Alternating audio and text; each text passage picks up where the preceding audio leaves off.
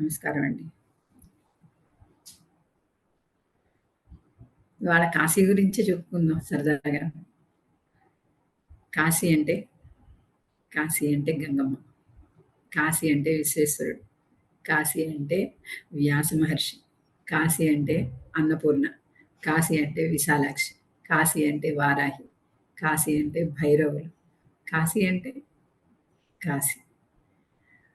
2 నదులు కలిసే సంగమ స్థానం అది. కా వార నాసి. అసి, వార 2 నదులు కలుస్తాయి అక్కడ. ఆ 2 నదులు కలిసే చోటుని సంగమ స్థలంలో మనం ఉన్నాం. ఏదైనా సరే మనకి 2 నదులు గాని, 3 నదులు గాని, నది, సముద్రం గాని కలిసే చోటు సంగమ స్థానం అంటారు. అది చాలా పవిత్రమైన స్థలం అది. అలాంటి స్థలంలో కాశీ నగరాన్ని మనం దర్శనం చేస్తున్నాం. అంటే కాశీ దర్శనంలో మీకు ఎ ఎన్నున్నాయండి. హ్మ్. హనుమంతుడు. ఈ దేవుడున్నాడు, ఆ దేవుడు లేడు అని చెప్పుకోవడానికి లేదు. అమ్మవార్లు, విష్ణుమూర్తి ఇవన్నింటికంటే గూడా కాశీని దర్శించటంలో ముఖ్యమైన స్థానం మణికర్ణిక, హరిశ్చంద్ర ఘాట్. మణికర్ణిక, హరిశ్చంద్ర ఘాట్ ఎందుకు చెప్పుకోవాలి అంటే మనం పుట్టడం మన చేతుల్లో లేదు. అలాగే పోవడం కూడా మన చేతుల్లో లేదు. ఈ పుట్టి పోవటానికి మధ్యలో ఒక చిన్న జీవితం అనే పయనంలో మనం ఉంటూ ఉంటాం. ఇది ప్రయాణం. జీవితమే ఒక ప్రయాణం మనది. ఈ ప్రయాణంలో మనం ఏం సాధించాము? ఏం సాధిస్తున్నాము? ఎవరిని సాధిస్తున్నాము? అనే చిన్న చింతనను మనం గమనిస్తే, మనలో ఉండే ఒక చిన్న చింతనని మనం గమనిస్తే, మనం ఏమీ చేయలేదు అని అర్థమవుతుంది. ఏమీ చెయ్యకుండా మనకున్న నూరేళ్ళని ఒక రకంగా వేస్ట్ చేస్తున్నాం. ఏమీ చెయ్యట్లేదు. ఒక నిమిషం కళ్ళు మూసుకొని స్వామి మీద మనసు కేంద్రీకరించలేము. ఒక నిమిషం కూర్చొని ఎవరితోటైనా ప్రేమగా మాట్లాడలేము. ఒక నిమిషం కూర్చొని స్థిరంగా ఆ! ఇది నేను అని నా గురించి నేను ఆలోచించలేను. ఏమీ చేయలేను. ఏమీ చెయ్యకుండానే నూరేళ్లు గడిపేస్తున్నాం. ఆ నూరేళ్ల చింతనని కనీసం కాశీలో కూర్చొని, మణికర్ణికలో కూర్చుంటే ఇదా జీవితం అని అర్థం అవ్వడానికి బోలెడు కథలుంటాయండి అక్కడ. అనేక కథలు వినొచ్చు. పుట్టిన ప్రతి వాళ్ళు పోతారు. ఇహము, పరము. ఇహంలో మనం ఏం చేస్తామో, పరంలో మనకదే దక్కుతుంది అనేది నానుడి. ఆ పరంలో ఏం దక్కుతుంది అనేది తెలుసుకోవటానికి మనం అక్కడికి వెళ్తే 24 గంటలు ఆ కట్టెలు అలా మండుతూనే ఉంటాయి.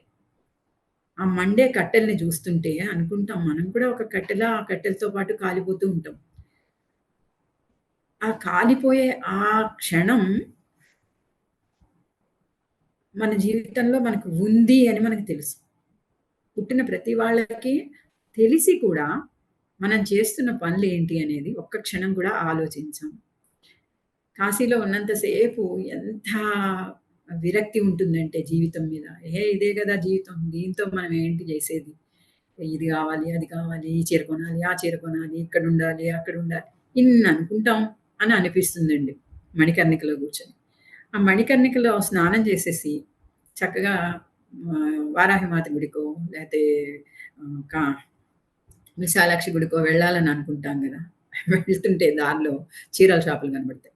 కనబడంగానే వాళ్ళు పట్టు చీరలు చూపిస్తే వెంటనే దానికి వాడు 2000 అంటే 200కి ఇస్తావా? 100కి ఇస్తావా? 50కి ఇస్తావా? అని అడగడం. హమ్మయ్య! మళ్ళీ నాలో నేనొచ్చేసాను.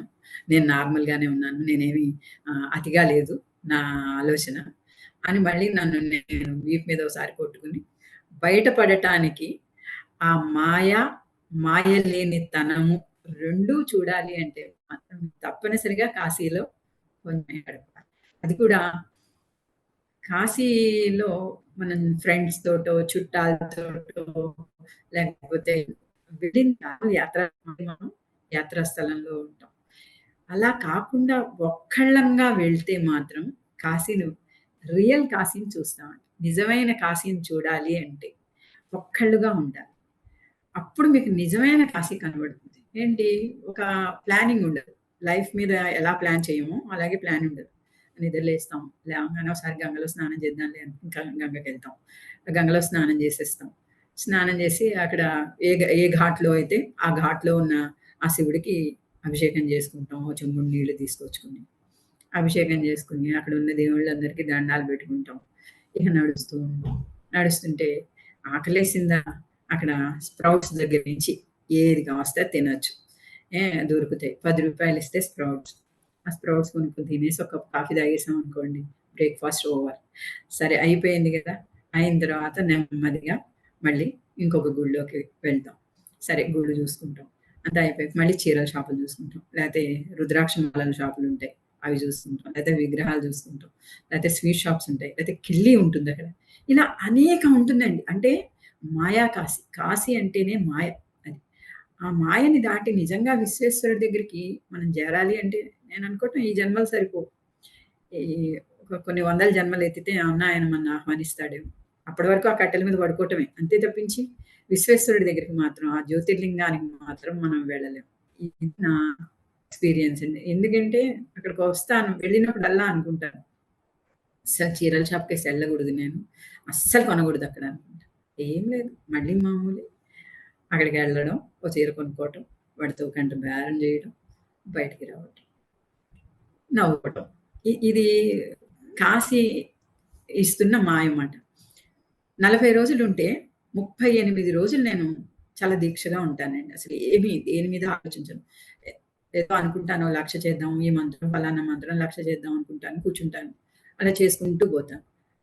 పక్కన నోట్స్ పెట్టుకుంటాను. నోట్స్‌లో ఫలానా నంబర్ అయిందని ఒకసారి గుర్తు కూడా ఉండదు. నిజం చెప్పాలంటే హెచ్చు తగ్గు అవుతూనే ఉంటుంది. ఊరికే జస్ట్ లక్ష అనుకోవటం, చేస్తూ ఉండడం. అది 10,000 అవ్వచ్చు, లేకపోతే 10,00,000 అవ్వచ్చు.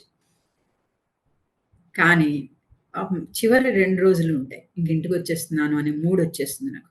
వచ్చిన తర్వాత అక్కడున్న కిళ్ళీ షాప్‌కి, అక్కడున్న స్వీట్‌ల షాపులకి, అక్కడున్న మా పిల్లలదైతే ఈ మధ్య నాకు ఇంకోటి కూడా అలవాటు చేశారు చక్కగాను. చాట్ కూడా బావుంటుంది. చాలా బావుంటుంది. హ్మ్. ఆ చాట్ తినడానికి ఇట్లా తిరుగుతాం. అప్పుడు అనుకుంటాను ఏముంది 38 రోజులు నేను చాలా దీక్షగా ఉన్నానని అనుకున్నాను. కానీ ఏం లేదు. 2 రోజుల్లో 38 రోజులు కొట్టుకుపోయింది. ఇదే కాశీ. కాశీ అంటే మాయ. ఆ మాయలో ఉన్నన్నాళ్ళు కాశీలోనే ఉన్నట్టే. ఇంట్లో ఉన్నా, కాశీలో ఉన్నా, ఎక్కడున్నా ఆ మాయలోనే ఉంటాము. అనే ఆ పాయింట్ వచ్చిన తర్వాత చాలా అందంగా నవ్వేసుకొని బయటకొచ్చేస్తామట. ఇది నా కాశీ యాత్ర. కాశీలో అనేక సార్లు వెళ్తానండి. నిజంగానే నేను డీప్‌గా కాశీ చూడలేదు అనేది నాకిప్పుడు అర్థమవుతూ ఉంటుంది. ఎప్పుడు నేను అనుకుంటాను. ఆహ్, అంతర్లీనంగా శివుడితో మమేకమయ్యే కాశీని మాత్రం నేను చూడలేదు. చూడలేనేమో గూడా. ఈ జన్మంతా ఇంక నేను చూడలేనేమో గూడా. కేవలం నేను చూసేదంతా పైపైదే. ఆ పైపై కాశీనే నేను చూస్తున్నాను. నిజంగానే అంత కాశీని నేను చూడాలి అని అనుకుంటే, ఎక్కడైనా నేను కూర్చుంటే చాలు. స్థిరత్వం ఉంటే చాలు. ఈ మధ్య నాకు ఒకాయన పరిచయం అయ్యారు. ఆయన చెప్తూ ఉంటారు. "అమ్మ మీ ఇంటికి ఒక గదిలో 3 ద్వారాలున్నాయి. అందుకే మీకు స్థిరత్వం లేదు. ఆ 3 ద్వారాలు మూసేయండి. మూసేస్తే మీరు ఒక చోట కదలకుండా కూర్చుంటారు" అని కొన్ని పుస్తకాలవి తెచ్చిస్తూ ఉంటారు. "చదవండమ్మా మీరు ఈ పుస్తకాలు చదివితే బావుంటాయి" అని. నేననుకుంటాను మ మనసుకి స్థిరం ఉండాలి. గదికి ద్వారం కాదు. నా మనసుకే ద్వారానికి లాక్ వెయ్యాలి నేను. ఆ లాక్ నేను వేయలేకపోతున్నాను కనుకే ఇంకా కాశీ కావాలి, ఇంకోటి కావాలి అని అనిపిస్తోంది అనేది నా ఆలోచనండి. ఇది కాశీ నాకు నేను ఆనందించటానికి గాని, నేను విషాదంగా ఉండటానికి గాని, లేకపోతే నా ఎమోషన్స్‌కి ఒక బంధంగా కానీ కాశీ క్షేత్రమే నాకు ప్రధానం. ఆహ్, నాకు మొత్తం మా అమ్మ, నాన్నగారు, పిల్లలు, కుటుంబము ఒక ఎత్తైతే, కాశీ ఒకటి ఒక ఎత్తు.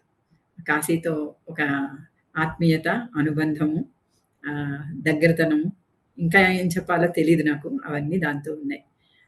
మా వారు వెళ్ళిపోయిన తర్వాత నాకు దగ్గరయింది కాశీ క్షేత్రం. మనిషితో మాట్లాడితే నా బాధ తీరదండి. బాధలు గాని, ఏదైనా సరే ఒక మనిషితో మాట్లాడితే నాకు తీరదు. కాశీతో మాట్లాడితే మాత్రం అవన్నీ కాస్త ఒక కొలిక్కొస్తూ ఉంటాయి. అందుకనే ఎప్పుడైనా నాకింక బాలేదు అని అనిపించినప్పుడు నేను కాశీకెళ్ళిపోతూ బావున్నప్పుడు నేనెప్పుడు కాశీకెళ్ళలేదండి ఇంతవరకు. అన్నీ బావున్నాయి నాకు. ఇప్పుడు కాశీలో ఉందాం అని నేను ఏ రోజు వెళ్ళలేదు. మానసికంగా చిన్న చింత ఉంటేనే నేను కాశీకెళ్తాను. కాశీకెళ్ళి ఆ చింత తీర్చుకొని నేనొస్తూ ఉంటాను. ఇది కాశీతో నాకున్న అనుబంధం అన్నమాట. కాశీ అంటే నా దృష్టిలో అది. నన్ను అక్కున చేర్చుకునే ఒక తండ్రి లాంటిది కాశీ. ఇప్పుడు అందులో నాన్నగారు పోయిన తర్వాత అది ఇంకా ఎక్కువయింది. కాశీ మీద ఆలోచన చాలా ఎక్కువయిందనే చెప్పచ్చు. నమస్కారం అండి.